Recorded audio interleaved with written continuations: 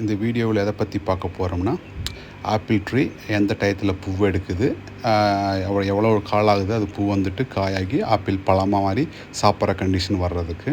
நீங்கள் பார்த்துட்ருக்கிறது தான் இது ஆப்பிள் ட்ரீ. இது எங்கள் வேலை செய்கிற கம்பெனிக்கு பேக் யார்டில் இருக்குது. பாருங்கள் எவ்வளோ பூ எடுத்துருக்குன்னு ஆப்பிள் ட்ரீ. இது வந்துட்டு ஏர்லி சம்மரில் இருக்கும். ஆல்மோஸ்ட் சொல்லப்போனால் மல்லிகைப்பூ மாதிரி கொத்து கொத்தாக பூ எடுத்திருக்கும். இந்த பூ எல்லாமே காயாகுமான்னா ஆல்மோஸ்ட் எல்லாமே காயாயிரும். இதுக்கு உரமோ மருந்தோ எதுவுமே அடிக்கலை. இயற்கையாகவே எல்லா பூவுமே வந்துட்டு காயாகி பழுத்து பழம் சாப்பிட்ற மாதிரி கிடச்சிருது. இந்த வீடியோ கடைசி வரைக்கும் பாருங்கள். இந்த பூவில் வந்துட்டு எப்படி காயாகி ஆப்பிள் பிடுங்கி சாப்பிட்ற ஸ்டேஜ் வரைக்கும் வருதுன்னு பார்க்கலாம். ஆல்மோஸ்ட் இங்கே பாருங்கள் இவ்வளோ ஃபுல்லாக பூவாக பூத்துருக்கு. நீங்கள் இப்போ பார்க்குறது வந்துட்டு லேட் சம்மரில் அந்த பார்த்த பூவு எல்லாமே ஆல்மோஸ்ட் எல்லாமே காயாயிருக்குது பாருங்கள் எப்படி கொத்து கொத்தாக பிடிச்சிருக்குன்ட்டு. அந்த வாது வந்துட்டு அவ்வளோ உயரத்தில் போயிருந்து வெறும் பூவாக இருக்கும்போது அந்த பூவெல்லாம் காயாகிறதுனால அந்த வாதே தாங்க முடியாமல் அப்படி வளைஞ்சி கீழே வந்தது பாருங்கள். எப்படி நான் பிடிங்கி எப்படி இருக்குதுன்னு பாருங்கள். எவ்வளோ க்ளீனாக நேச்சுரலாக வந்தது.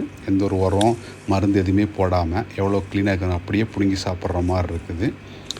நான் பிடுங்கிட்டு அது என்ன பண்ணுறதுன்னு தெரில, அதை கீழே போடுறேன். அது மாதிரி நீங்களும் பாருங்கள் இது மாதிரி எவ்வளவு ஆப்பிள் பிடிச்சிருக்கு. ஆல்மோஸ்ட் ஒரு மரத்துலேயும் மட்டும் இல்லை, எல்லா மரத்துலையும் இது மாதிரி தான் கொத்து கொத்தாக பிடிச்சிருக்குது ஆப்பிள்.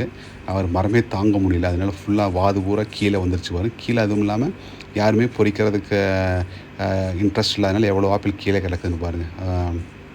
அது மரத்துலேருந்து அப்படியே தானாக பழுத்து கீழே விழுந்து குருவி இது மாதிரி சாப்பிட்ருக்குது. இவர் நான் பிடுங்கி சாப்பிட்ற மாதிரி வர இயற்கையாக வந்ததுனால இது மாதிரி வந்துட்டு புழு ஒரு சில இதில் கடிச்சிருக்கும். எல்லாத்துலேயுமே அப்படி இருக்காது. ஆனால் வந்துட்டு சரியான டேஸ்ட் இது. இப்போ பாருங்கள் நான் பிடுங்கி சாப்பிட்றத காட்டுறேன் பாருங்கள்.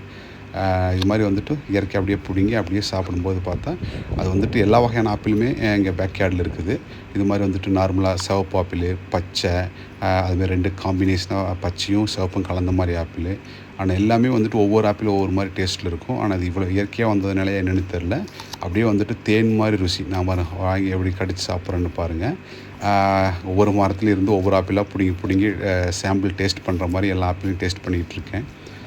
சொல்லப்போனால் வந்துட்டு எல்லா ஆப்பிளுமே ஒவ்வொரு வகையான டேஸ்ட் இருந்தது. ஆனால் எல்லாமே ஆல்மோஸ்ட் நல்லா தேன் மாதிரி இருந்துன்னு வச்சுக்கேன். அது எக்ஸ்பெஷலி இந்த சிவப்பு கலரில் இருக்கிற ஆப்பிள் தான் வந்துட்டு நல்ல டேஸ்ட்டாக இருந்தது. சொல்லப்போனால் இந்த ஆப்பிள் நம்ம சாப்பிட்ற ஆப்பிள் தான் வந்துட்டு நல்லா டேஸ்ட்டு. நான் ஒரு வேளை வந்துட்டு பச்சை ஆப்பிள் வந்துட்டு புளிக்குன்னு நினச்சேன். ஆனால் பச்சை ஆப்பிளை பிடுங்கி சாப்பிட்டு பார்த்தா அதுவும் வந்துட்டு நல்லா ஸ்வீட்டாக தான் இருந்தது. ஆல்மோஸ்ட் எல்லாமே பழுத்துருச்சு. ஏன்னா லேட் சம்மர் ஆயிடுச்சு. ஆல்மோஸ்ட் வந்துட்டு ரெடி டு